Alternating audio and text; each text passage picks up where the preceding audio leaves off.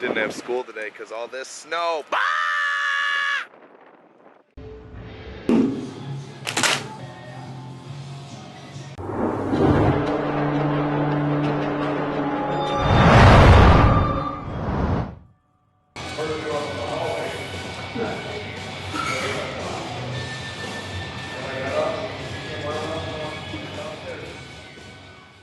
Hey guys, how you doing? Jeremy Lowry here. I just want to talk to you guys about my last week worth of training and eventually the importance of accessory work. So this past week, I had taken off squats and deadlift to let my SI joint kind of rest a little bit. It was really inflamed, and I kind of realized I was getting in the way of fully healing and being able to squat and deadlift again pain-free. So, I tried working through it, but sometimes you really do have to humble yourself and focus on longevity and be smart and kind of take a step back and take a little bit of rest. So I took the week off of deadlifts and squats, and I've been doing my little SI joint exercises, and I feel significantly better. So today, which might be Monday, depending on when I upload this, it's Sunday night right now, but Mondays I squat, so I'll be squatting on Monday. So today or tomorrow, whenever I upload this, but I'll be squatting, hopefully pain-free. Hopefully I'll be smart with my training and not flare it up, so I'm looking forward to that. So this week I really did just kind of go in the gym, and I hit a lot of bodybuilding work and accessory work, which is kind of how I train always after I hit my heavy lifts, but I give you guys a good peek as to what I do. I've been training since I was 15 years old. For anybody wondering, I just turned 22 at the beginning of January, so I've been lifting for roughly 7 years, if you do the math, and I've been competing in powerlifting for 3. So for the first 4 years, I did strictly bodybuilding work, and I suggest this to anybody, absolutely anybody who wants to become a powerlifter. I think you need to go through a phase in a very long time of hypertrophy work, focusing on putting on size and building a very good structure.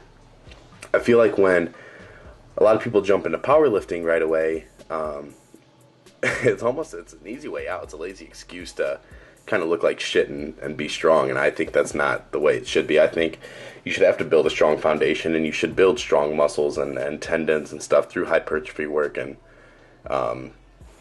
focus on getting in a lot of calories and just looking good. I feel like that's most important. I started lifting, I'll be honest, to look good. I didn't start lifting to be one of the strongest in the world. I started lifting because I wanted to look good.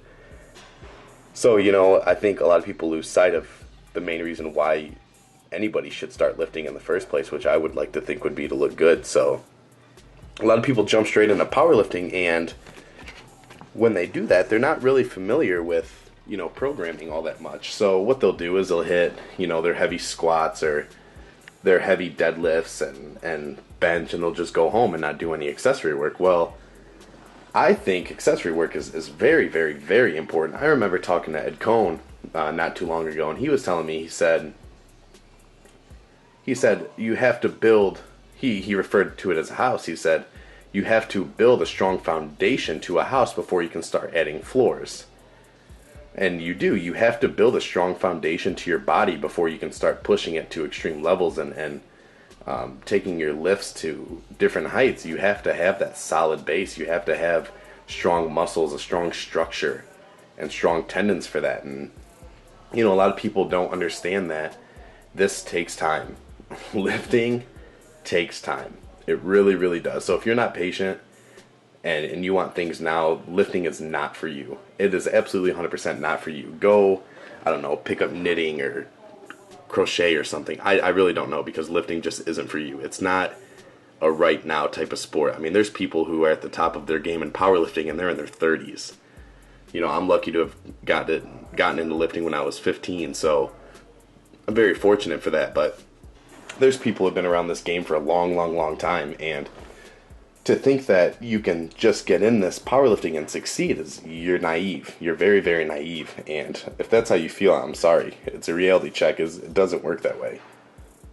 Jay Nara, if anybody knows who he is, he's actually one of my favorite powerlifters personally. He's sponsored by Animal Pack, and he made a good analogy, and I usually use this as, when I say this same phrase, I usually refer to like a bucket in water, but he said, Lifting is like you have an empty jar. And each session, each workout, you're putting in a grain of rice. And he said, day after day, you're putting in a grain of rice, 1 grain of rice, 1 grain of rice. And next thing you know, the jar's full.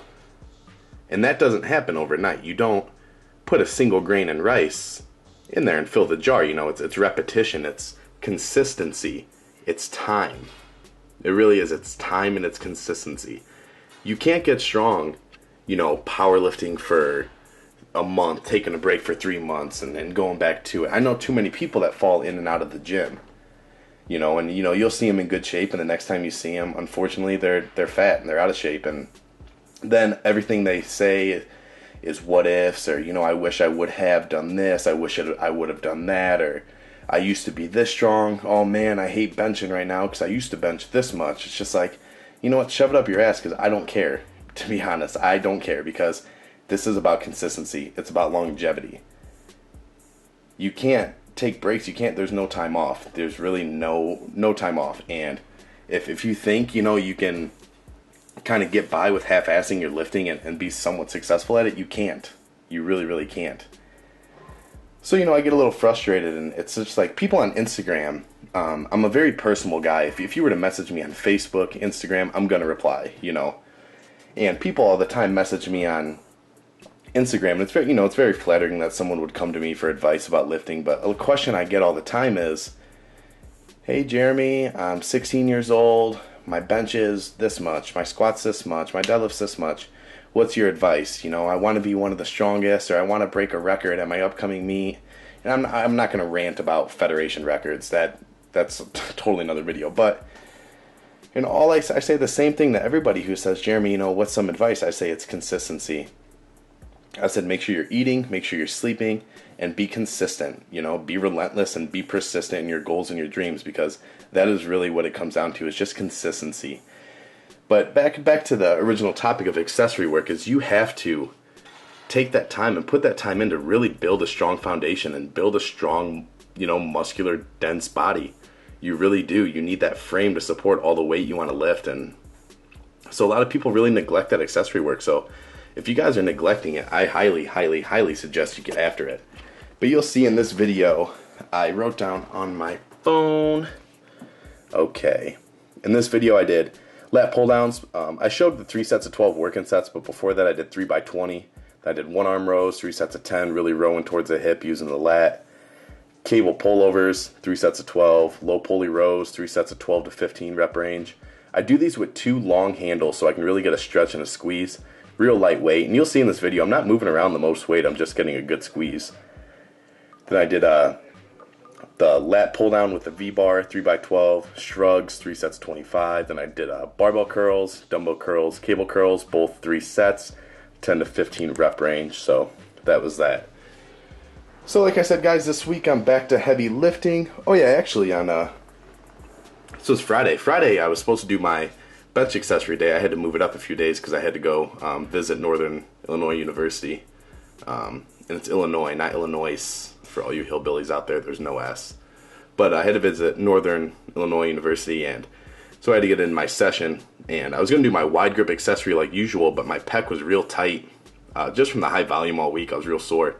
So I moved my grip in and hit some close grip bench. And I'd never gone over 275 close grip, but if you guys look back on my Instagram, I hit a 315 pause single close grip real easy, 335 pause single close grip real easy, and then I hit a 355 close grip pause bench fairly easy, and that's a huge PR. It's like a 75-pound PR.